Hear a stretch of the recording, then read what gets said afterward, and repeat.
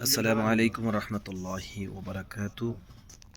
Media ভিত্তিক বর্তমান যে প্রেক্ষাপটে আমাদের মেধা এবং কোঠা ভিত্তিক যে বিষয়টি নিয়ে আলোচনা হচ্ছে, আমার মনে হচ্ছে যে মেধা বিকাশ সবার উপরে। একজন মানুষের যদি মেধা না থাকে সে কোনো কাজই করতে পারে না।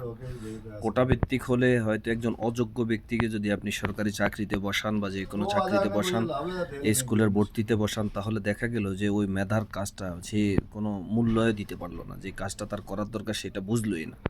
এই জন্য মেধার কোনো অবকাশ নেই। আমি মনে করি যে মেধাকে প্রাধান্য দেওয়া দরকার। আর আমাদের যারা ছাত্র আন্দোলন করছেন ওনাদেরকে আমি ওনাদের সাথে একমত হয়ে আমি এটা বলবো যে একজন মানুষ যখন চাকরিজীবী হয়, সরকারি চাকরি করেন, তখন উনি এবং ওনার স্ত্রী দুইজনে হয়তো বা ওনাদের যে পেনশনের ভাতাগুলো পেয়ে থাকেন। তো একজন মুক্তিযোদ্ধা হিসেবে একজন মুক্তিযুদ্ধ যিনি করেছেন উনি এবং ওনার ওয়াইফ বা ওনার ছেলে পর্যন্ত যদি আপনি বিষয়টা রাখেন, তাহলে হয়তো এটা মানা যায়।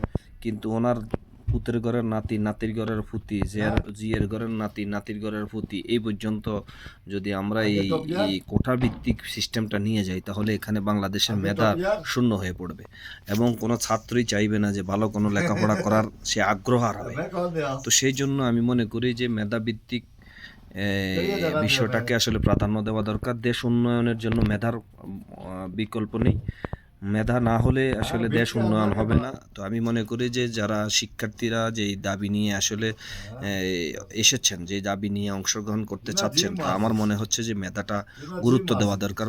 আমাদের প্রধানমন্ত্রী শেখ হাসিনা, যিনি বর্তমান আওয়ামী লীগের প্রাইম মিনিস্টার, আমি আশা করব দেশ নেত্রী যিনি বঙ্গবন্ধু কন্যা শেখ হাসিনার দৃষ্টি আকর্ষণ করব। আমাদের যেই দেশে যারা বর্তমানে মেধার জন্য লড়েছেন, আমি মনে করি যে মেধার যেন মূল্যায়ন করা হয়, ওনাদের মেধার যেন মূল্যায়ন করে মেধাভিত্তিক চাকরিজীবী দিলে আপনার দেশের উন্নয়ন হবে এবং দেশের ভালো হবে।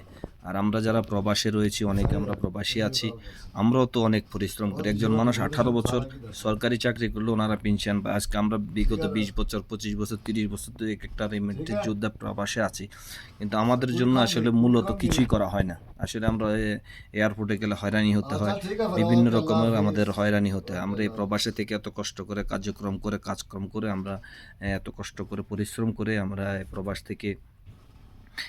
প্রবাসে আমরা থাকি। তো আমাদের জন্য আসলে আমাদের প্রবাসীদের জন্য চিন্তা করা দরকার বলে আমি মনে করি। ভালো থাকবে সবাই, সকলের সুস্বাস্থ্য দীর্ঘ কামনা করে আজকের মতো এখানে বিদায় নিলাম। আসসালামু আলাইকুম ওয়া রাহমাতুল্লাহি তাআলা ওয়া বারাকাতুহু।